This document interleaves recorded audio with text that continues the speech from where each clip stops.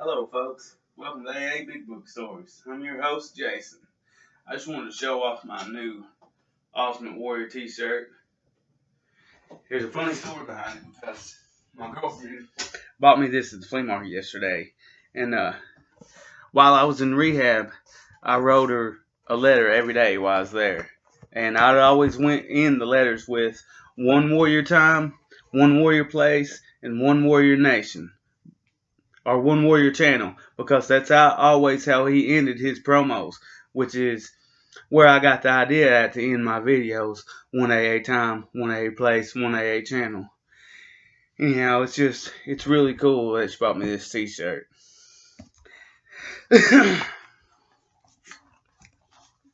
Today we're on story number 5 of part 3 of the stories in the back of that big book, Alcoholics Anonymous. This one's called Twice Gifted. And with that, let's just jump into it. Diagnosed with cirrhosis, this sick alcoholic got sobriety plus a life-saving liver transplant. Today is Sunday, my favorite day of the week. Things are usually peaceful, and I always get that wonderful, humbling, it's amazing to be alive feeling. I am happy to say that very few days go by without that feeling. Sunday used to be pretty wild in the old days. That is what I called my drinking days, the old days. It was the last day of the weekend, finishing up a few days of partying with my friends. I never went anywhere that was not a party, and if in doubt about the occasion, I'd think of a good one and bring the party with me. I cannot remember a time without booze in my life, even when I was young and didn't drink myself.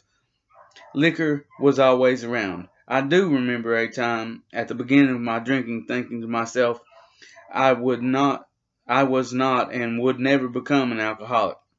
Knowing in a very personal way exactly how an alcoholic lived, I was a teenager then, and I figured I was just having fun and could control everything about my drinking. By the time I actually reached legal drinking age, I had definitely gone beyond weekend party drinking. On Sunday, once again became the first day of the week, soon to become a week of daily drinking. During my young adulthood, drinking was the way I related to others. I did not know anyone who did not drink, and all of my interests, friendships, and more intimate relationships revolved completely around drinking. Over the years, by all appearances, I grew up and got a life, but it was only a facade. I never did mature other than in a physical way. I appeared normal on the outside. I knew I drank, and so did everyone else, but I behaved pretty well and only by chance managed to stay out of harm's way except for a few occasions. Looking back now, the picture of my life before I got sober looks like a long series of unfinished matters. Through the years, I had to quit on everything that ever mattered: college, going for promotions, relationships, at least the relationships that demanded any work. Then a few things began to change. Some years before I finally gave up drinking, my body started to give me signals that continuing on this course might not be carefree as it had seemed up until that point. When stomach problems began, I visited a doctor and when inquired about my drinking habits, I glossed over the idea that I overindulged. Tests were run, but no real diagnosis was ever confirmed. I was advised to maintain a healthy diet and watch alcohol intake, along with other prudent suggestions from the doctor. I was still young, and I thought to myself that just giving my body a break by slowing down would allow me to bounce back. Over the next few years, I had quite a few episodes of feeling sick, and of course, having never attended to the real problem, my drinking was still escalating. When my symptoms started to multiply, I finally had to consider the real possibility that drinking was the cause of all my health problems. For For very brief moments, I somehow realized that giving up booze was probably in my future. With the realization came fear and so many questions. How will I live? What will I do with my life? Certainly, a life without booze meant that I would not have fun, and surely I would not be fun. Up until that moment, I realized I might have to give up drinking. I had believed I was perfectly happy.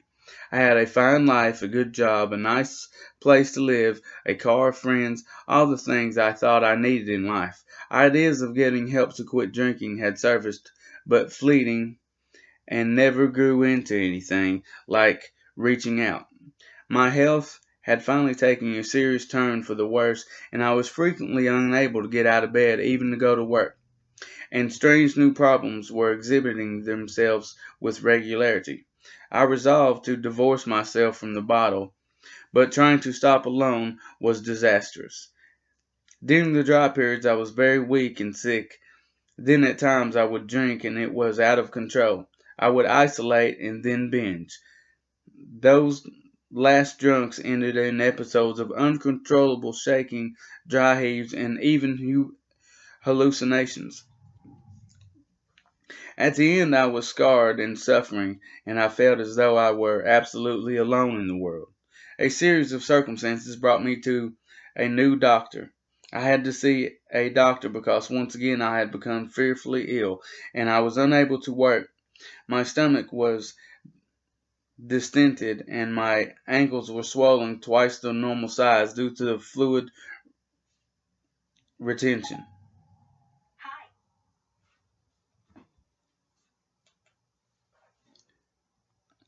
The whites of my eyes were yellow from jaundice, and I had spidery broken veins all over my body. My skin itched all over and took on an eerie greenish gray appearance.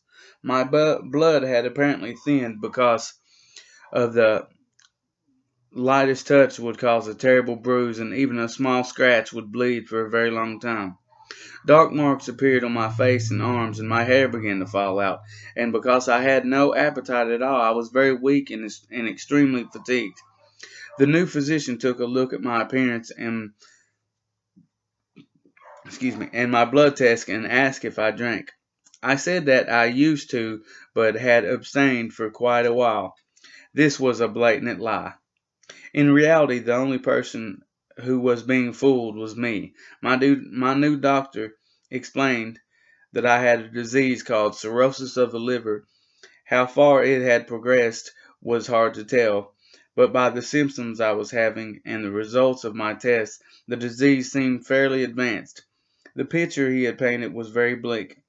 As this disease worsened, I would become sicker and weaker, and finally there would be a slow and painful progression, usually ending in a fatal episode of bleeding into my stomach or lapsing into a coma and death. Ordinary group of doctors.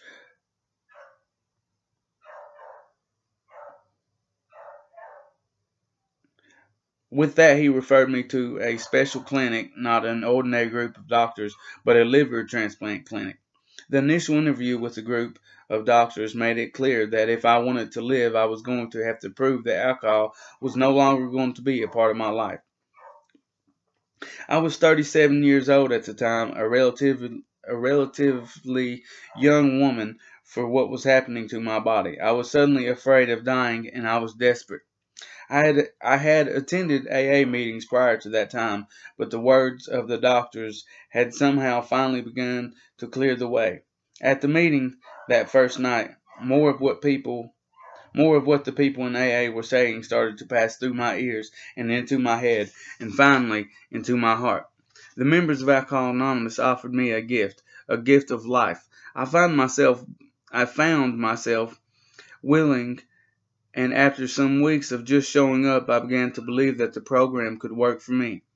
The next 6 months were spent in AA meetings every single day, at least one, sometimes two or three. I found a wonderful patient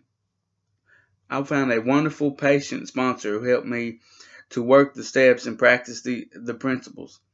During the 6 months of evaluation by the clinic, I was given a blood test at least weekly, sometimes randomly, to validate that I was not drinking, and I had weekly meetings with a psychiatrist on the transplant team. My family members attended some of those meetings, and the doctors also had contact with my sponsor. Another mandate was that I enter some type of psychotherapy with a professional, either group or individual sessions.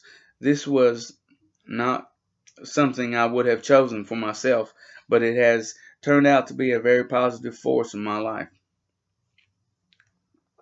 At the time of the evaluation, there had to be evidence that I was doing everything possible to assure my continued sobriety.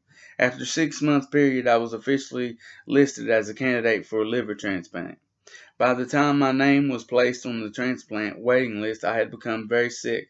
My liver had progressively continued to shut down, and the official wait had really just begun. I had no way of knowing how long it would be before a suitable organ would become available, or how long it would be before I rose to the top of the list. At times I felt resentful of the selection process, the test, the close supervision of my AA program, and the seemingly endless wait. Unquestionably, it was only because of the program of Alcoholics Anonymous that I was able to let go of the resentments. I actually found an abundance of peace and serenity during those months preceding the surgery. After another 6 months, I was given a second chance, a second gift of life. The surgery itself was a wonderful success, and my recuperation was unmarked by setbacks. Some years have passed as I look back from the clarity of this moment. I knew that the way here for me could not have been by an easier path. I would not willingly have stopped the course my life was on. I needed harsh realities to set in the damage that alcohol abuse causes. In so many ways, I needed to be forced into acceptance and humility. My physical being has certainly undergone transformation, and a major transformation has been spiritual. The hopelessness that has been replaced by abundant hope and secure faith.